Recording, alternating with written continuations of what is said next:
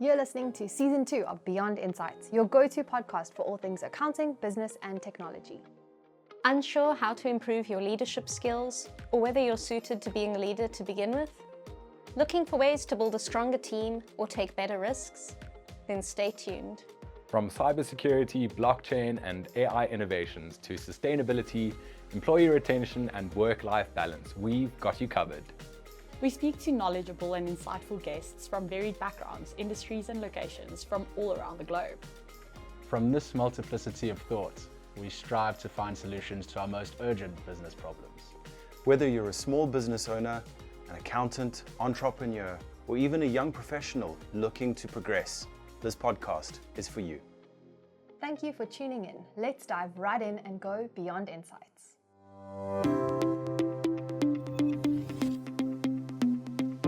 Hello everyone. Today we are speaking to Jana Lamprecht, a CASA and the Program Director of Chartered Accountancy at the University of the Free State. Jana has been lecturing at the University of the Free State in South Africa since 2002, initially focused on auditing and assurance. Prior to that, she completed her articles at PwC. In November 2024, she was promoted to her current position as Program Director.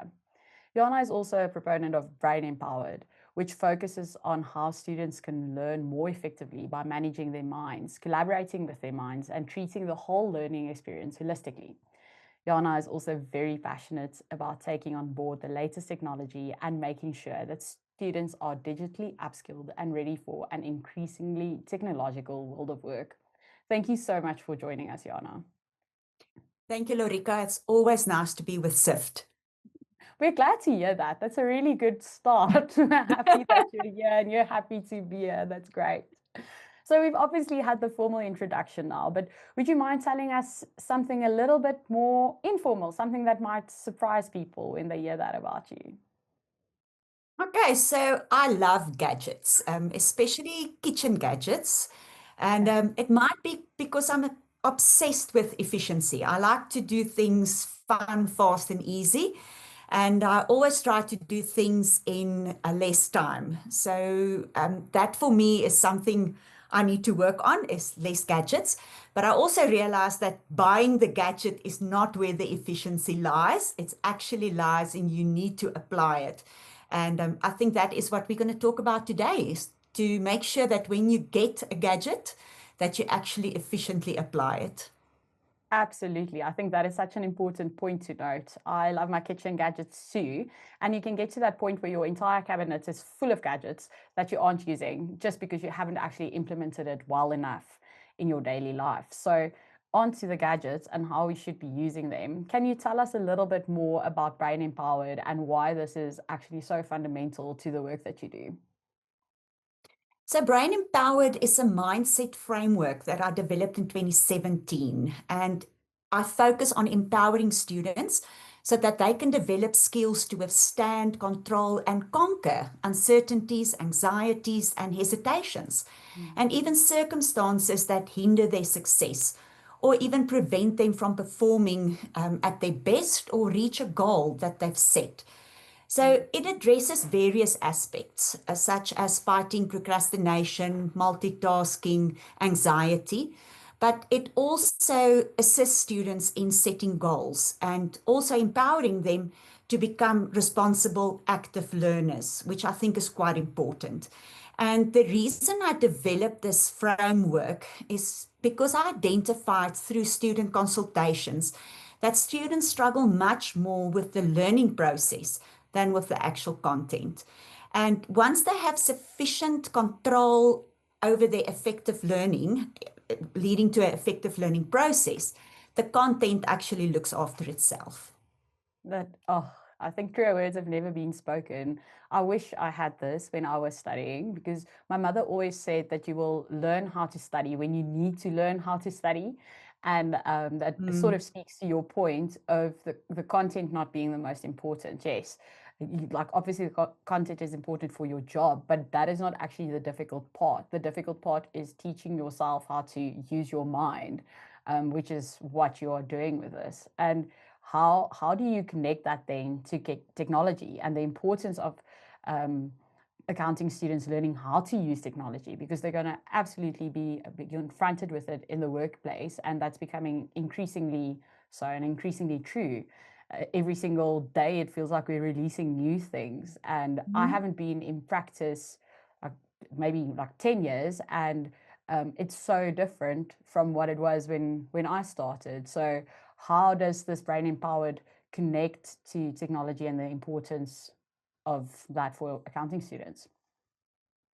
So Brain Empowered, I said it's a framework. So it's actually an acronym. And the R, one of the R's stands for resilience, and one of the E's stands for error. So what I've picked up is that many of our students, and maybe even of our CAs, are scared of technology because they are scared of making a mistake. So it's not so much that they're scared of the technology, but the fact that I can get this wrong. So through the Brain Empowered, we actually empower students with neuro-linguistic presumption of there is no failure, so there is no error, there is only feedback. So if you can believe that, it actually gives students the courage to try and to explore technologies and to test it out. So while they are building the resilience, it gives them that confidence to fail with confidence. So it's okay to get it wrong and to play around. And I think we're going to talk about it later on, the whole learning process for this. But that was one of the things that students had to struggle. And they have to be uncomfortable with not knowing. So the moment that you can get comfortable with being uncomfortable, that's where learning takes place. And that is the focus of Brain Empowered together with teaching students new technologies. Oh, that's so important, because the last time I read anything about it and how you learn, you actually have to be a little bit outside of your comfort zone. You don't learn when you're entirely comfortable, because you're not forced to learn almost. You don't need to adapt. You don't need to be better because it's working where you are, but you don't need to be very scared, because then you can't learn either. You need that sweet spot. And I think eliminating the fear of failure, because if you can't fail, you have no risk. And then that just makes the entire process much easier. Okay. And if we think about automation, which is what we're speaking about today, when did you first realize or start thinking about the potential of automation in accounting? So I've learned about automation through my phone. So I'm a Apple user. So there was quite a few apps that would build in automation. So there was an app that linked to your location, you could do certain things. So for example, when I arrive home, my cell phone data would switch off, making sure that I use Wi-Fi, things like that. So that's where I started with it. But what forced me into automation in accounting was actually when SAICA, the South African Institute of Chartered Accountants, revised their framework, their competency framework for students. And part of that framework then included automation. So I started out exploring different software, but it was in 2023 that I came across Power Automate. And the reason why I chose Power Automate for our university, the University of the Free State, is because it didn't require us to purchase new software. Power Automate is part of the Microsoft package. So if you've already paid for it, you have access to it. So that is where I learned about automation in accounting. And I did a LinkedIn course that was in 2023 and went back to work and thought, so what? Where am I going to use this? Didn't have a real life scenario to use it. But in 2024, as part of our first year computer module for our accounting students, we make use of Xero. And Xero allows us a HQ license, and therefore we can invite each of our students to their own client, so they can play around on Xero. And we had to invite them one by one to their clients. And I did a quick calculation, and it would have taken a trainee 11 days if he did that from the start of the day until the end of the day, making no mistakes, 11 days. And I thought, no ways, this is not going to work. And that's where I started figuring out how to use Power Automate to invite 800 students. It took the bot 9 hours. So just the computer running, so I could do something else over the weekend. And the bot invited all the students. Okay. You essentially cut the 88, 90 hours to 9 hours. So saving 90% of the time, saving 100% of the trainees' time, right? Because no one Yes. actually has to do it. And always boils back or down to or goes back to that whole cost benefit analysis of whether you should actually be automating. If it's a repetitive task that you're doing very regularly or a massive task like inviting 800 students, yes, maybe let's have a look at a tool. So for those of us who don't know Power Automate really well, you've spoken about how it's already included in as part of the Microsoft package, but what else can you tell us a little bit about it? How does it work for the world of accounting? The Power Automate, what is nice, because it's already a Microsoft tool, you are familiar with how it operates. So the way of working on it would be the same approach as working in Excel and Word. It has the same feel, if I can say it that way.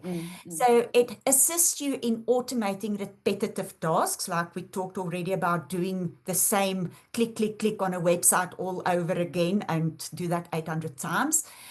Some people would call it a digital assistant. So there's some work that it can do for you. There's two versions. So there's a cloud version, and the cloud version, I say it has an event listener. So it listens for a certain event to happen. That can be an email, it can be an upload to a website. So it monitors a specific thing to happen. And once that happens, that's the trigger. So you don't need to sit and wait for the trigger to happen. But there's also a desktop version, and the desktop version is the more user focused. So here the user would trigger it. So something that I use it for is to extract tables in a PDF document into Excel. We all know that's a tedious task to do. So there is a app or a bot already available that's already designed in Power Automate that you click and it runs. And for each table that you have in your PDF, it then generates a sheet in your Excel worksheet and copies and pastes that table into it. Quick, fast, no effort. What's good news with my Power Automate, because I think people are worried about it. It is a low-code automation platform. Okay. So it is your citizen coders, and they say that citizen coders are going to outnumber our IT coders in a few years. But it works on drag and drop. So when you open Power Automate and you go into designing a bot, on the left-hand side, all your functions are listed and you drag them into an order, almost like a flow diagram. And that's why they call it a flow. Power Automate connects different platforms. So you could link Outlook to perform something in Xero or Excel or Power BI. So you can really connect software that, due to their specs or their design, that don't talk to one another, now suddenly talks to one another, because you almost have a little robot that does the clicking in between the different apps. Oh, that's lovely. I think we all, I'm sitting here hearing about it again, and I'm like, where was this 15 years ago? I would have loved to use it. But I can use it now. We've now spoken about automation and a tool such as Power Automate, and we obviously know your background is education, and being the program director, you have your finger on the pulse there. Why do you think automation is becoming essential knowledge and really critical knowledge for accounting students today? I think the important question or thinking when you ask this question is, a lot of people would say, AI is going to steal my job. We must be scared of it. We must be careful of it. And it's not going to go away. AI on its own, I can't see stealing your job. I can't see doctors now using AI to draw up their financial statements and submit their tax returns. I don't see that happening.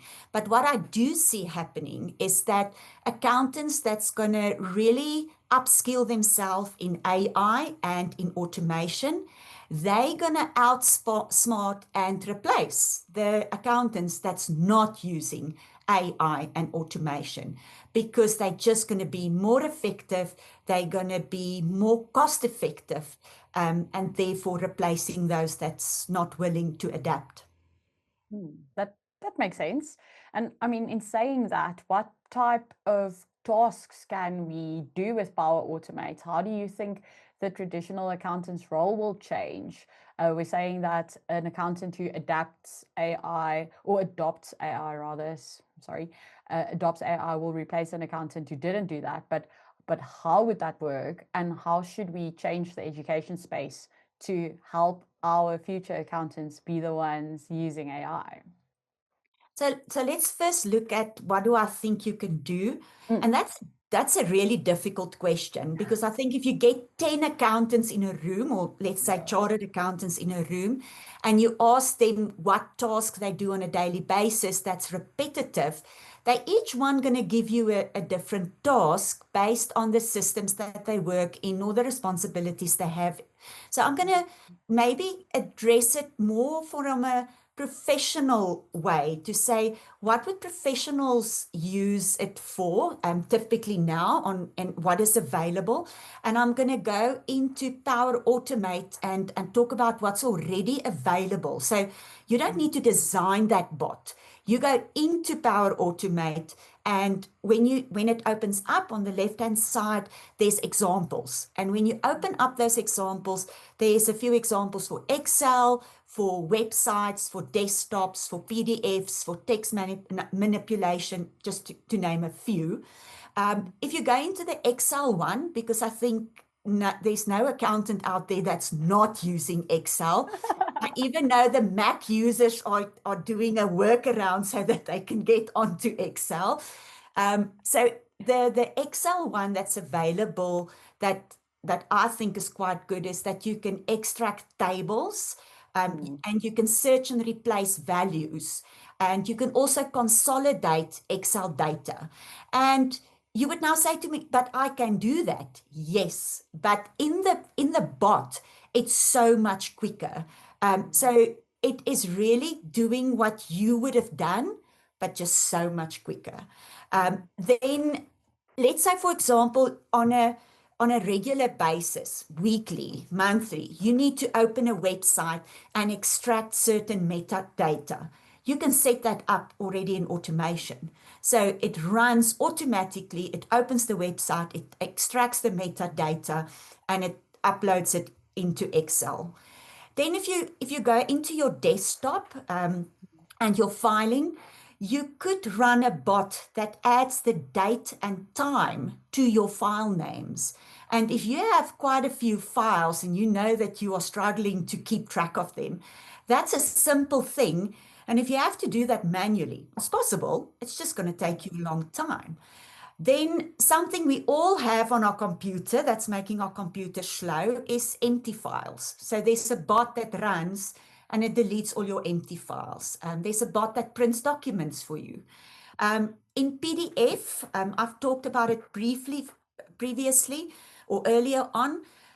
There's a bot that extracts images or tables from a PDF document and saves that somewhere else. Now, again, you can do it yourself or you can let the bot do it.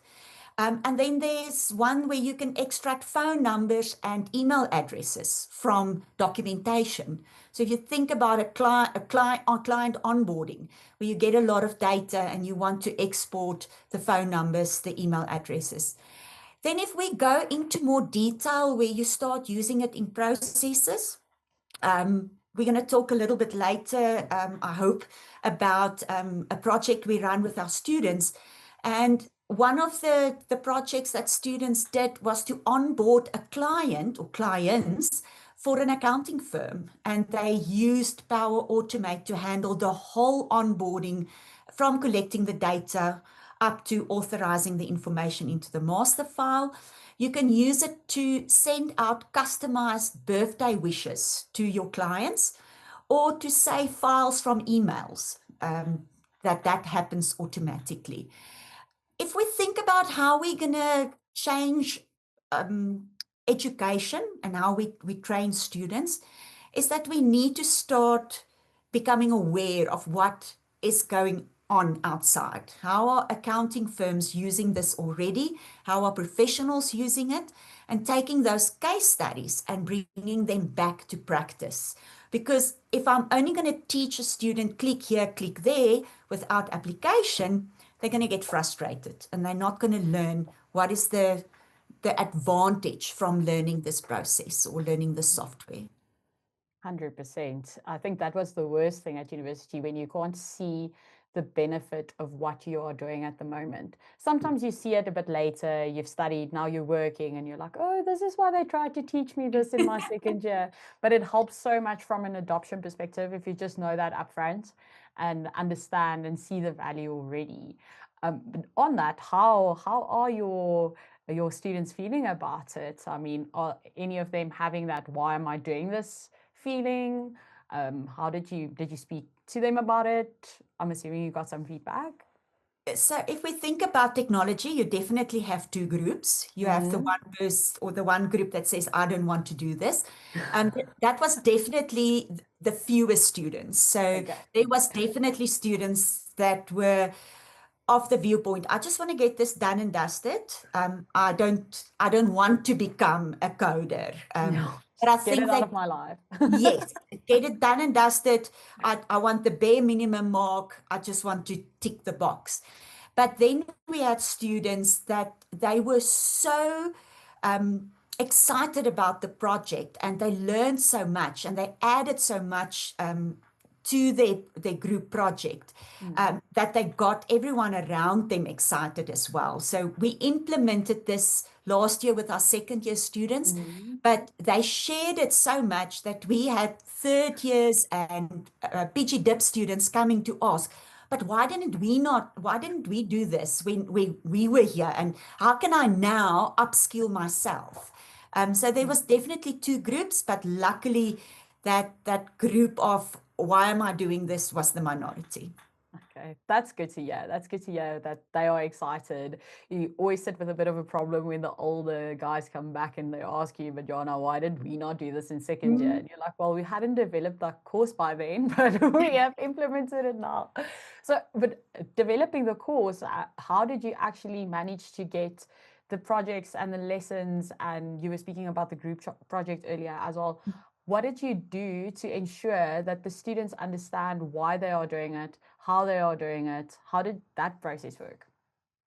So I definitely knew I didn't want to teach them, click here, now click on the second option, now upload this. I didn't want that. So we decided to do an exploratory approach. And I came to the class and I shared the bot. So I showed them the Zero bot that invited the students. And it was so nice. I ran the bot and I stood back and I said, okay, I am not touching the mouse. And then it would click here and it would copy from Excel and etc. And then I spoke about the process. So I spoke about how I upskilled myself and that I didn't know how to use Power Automate, and that I used LinkedIn Learn to upskill myself. And then I shared some of the challenges I faced. So when my bot ran early morning, the internet was still fast, so the bot ran perfectly. But later on, as the internet got slower, my bot actually crashed because the website haven't loaded yet. So I had to go into the bot and say, wait. So a bot is one of the few things that if you tell it to calm down, it actually calms down and it waits. So I shared that and told them what to do. And then we said, okay, we have a competition for you. You have to form a group, and we allowed them to choose their own group. So a group consisted of between 3 and 5 members, and they had to identify a problem. So it was problem-based learning. They had to identify a problem either for a business or for them as students. And they then had to design a bot to address that specific problem. I made them aware of the 2 options, that they can either do a web-based or cloud-based bot, or they could do the user-triggered bot. And then we gave them a LinkedIn Learn course for each one of those, and we said, ready, steady, go. And we had luckily an accounting firm that wanted to get involved, and they sponsored prizes for the top 3 groups. So there was a cash prize for them. And we then had the first round evaluation. And from that, we invited 6 groups, which was difficult to bring them down to 6 groups. And from the 6 groups, they then presented on a day, and we've then announced the top 3 winners. Okay. And obviously you want to always incentivize a little bit, right? So it's nice that they had prizes, but who won? What did they do? What problem did they solve? So our winning group actually won because of how simple their bot was. So that was one thing. And the other thing we said is that their bot can actually be applied to any person. It wasn't just for students. So what they did was they were actually one of the few groups that used the cloud-based bot. So they had a bot that listened for an email to come in. And what they identified as the problem is that students are overloaded with emails. They get too many emails from their lecturers, and because of that, they then miss deadlines. So they designed a bot that listens for an email to come in.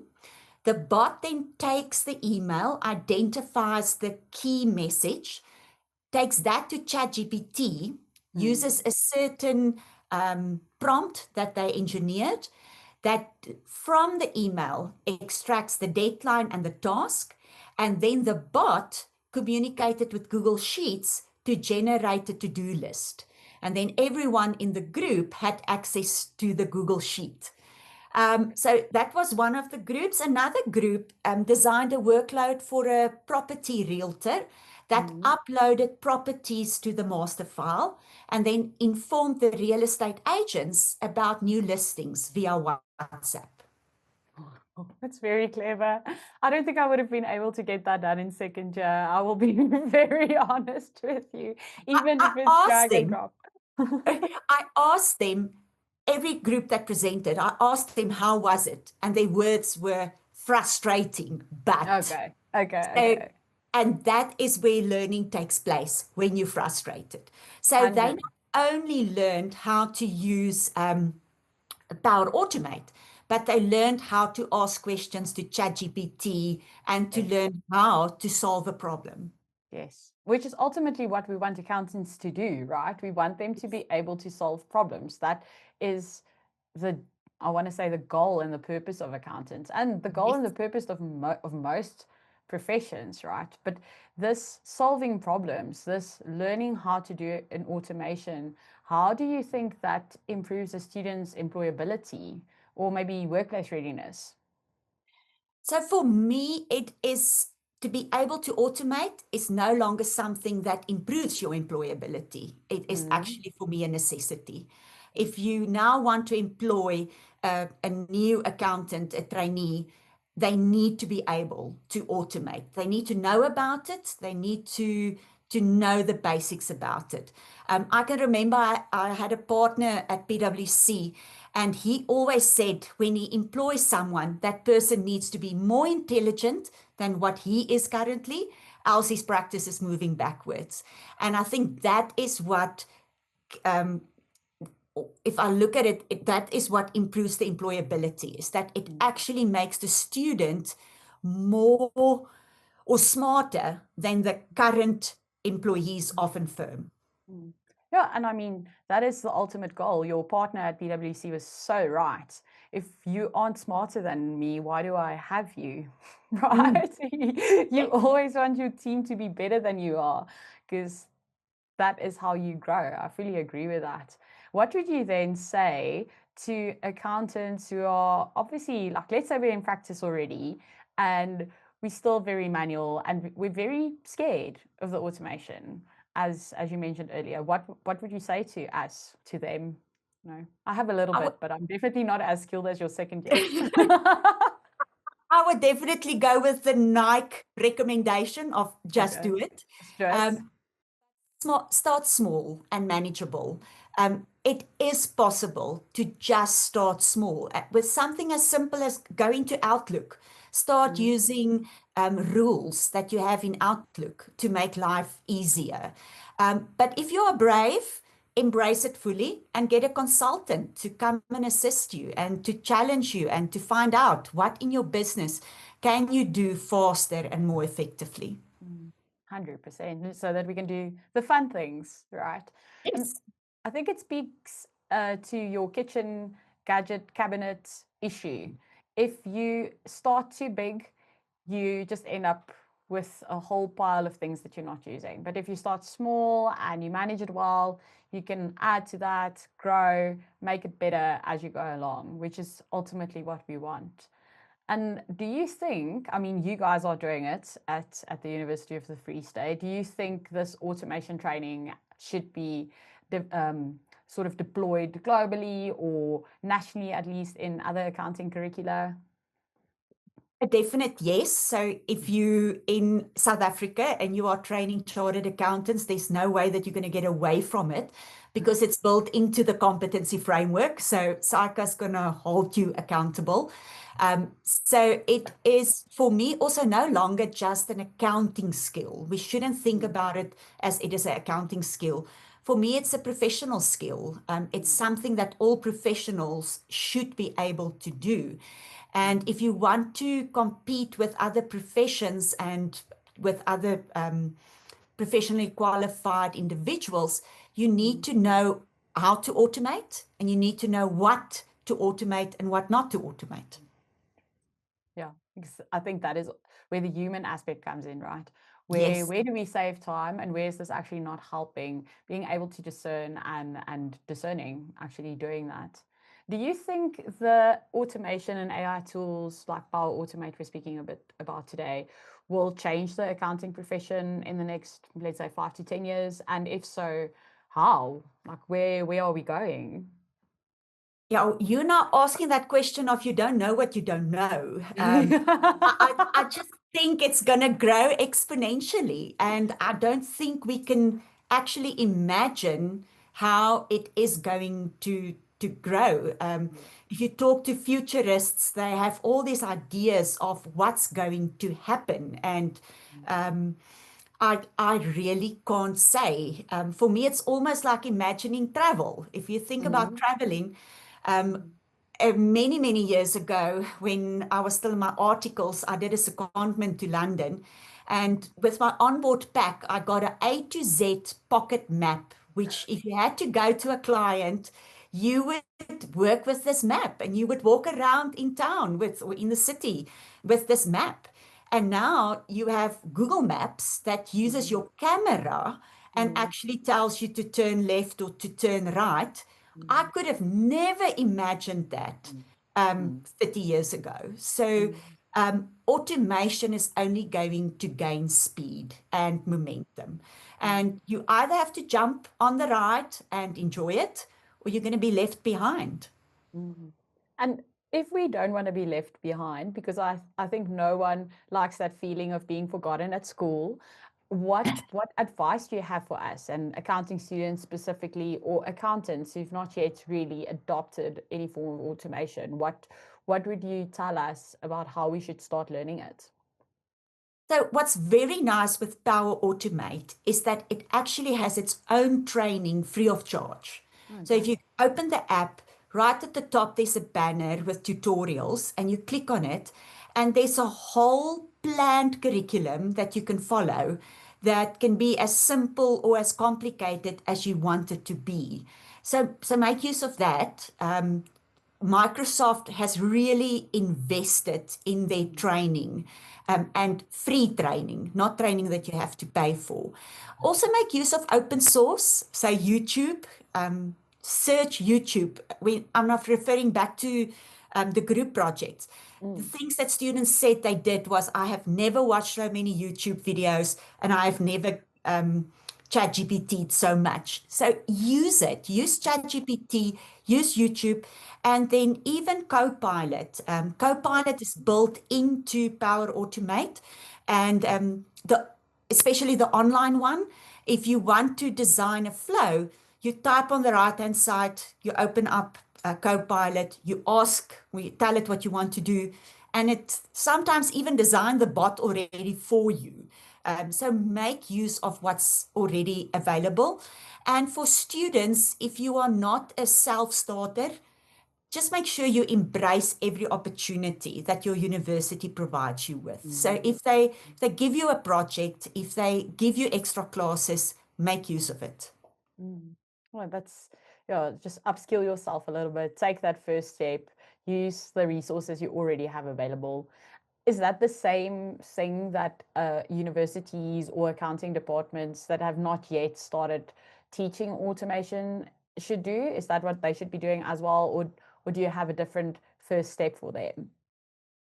I would say with accounting departments, make sure that you upskill your staff.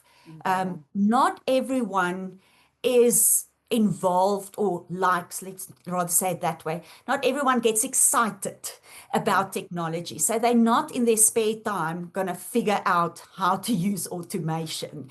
So you first have to upskill your staff so that they can start using it.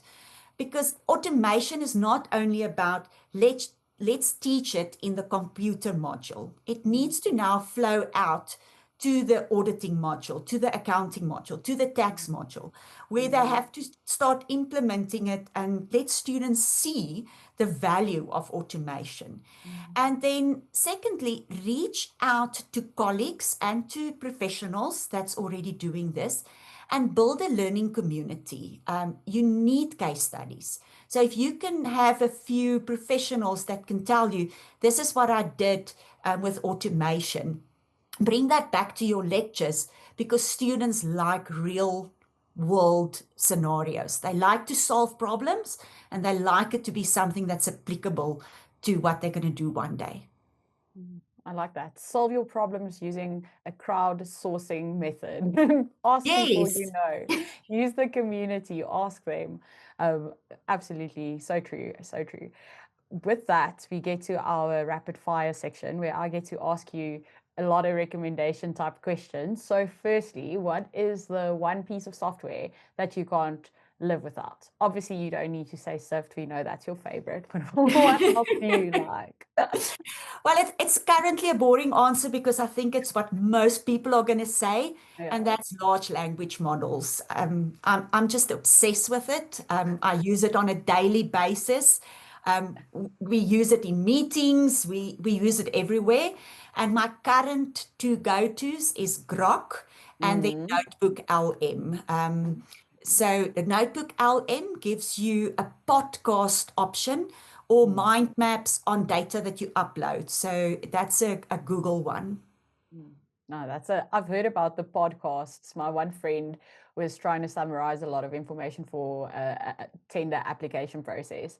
And he said you could ask the bot or the model to provide you with a podcast between experts. And I'm like, that's very interesting. You can just listen to the podcast in your car on the way home, like doing your job for you. So Yes. a very interesting use case.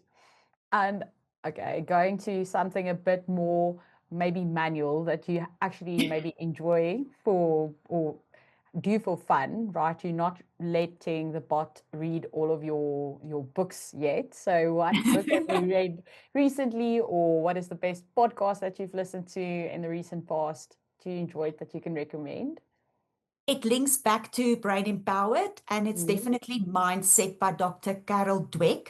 I recommend it to parents, to students, professionals, anyone that wants to work on themselves and improve their mindset. And there's such a wealth of information in that book of Carol Dweck. That sounds amazing. I think I'm going to definitely read it because I think mindset is such an important part of life, right?